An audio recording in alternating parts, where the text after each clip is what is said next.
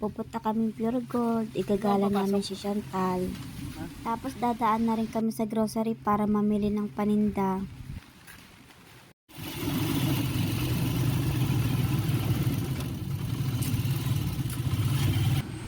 Nandito na kami sa Pure Gold. Ilalaro muna namin si Chantal bago kami mag-grocery.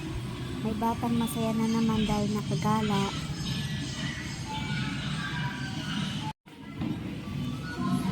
Chantal! Tal! No! Wait lang anak. Magbabayad pa si papa mo.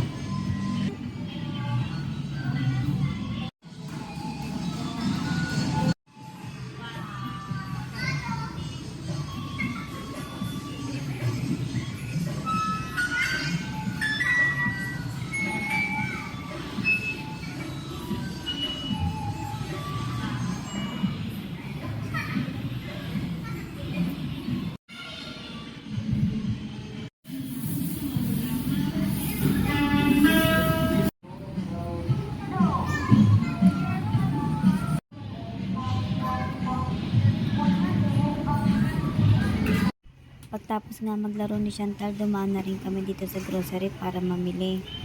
Pagkatapos namin mag-grocery mga mare, kumain na rin kami. Kain tayo mga mare.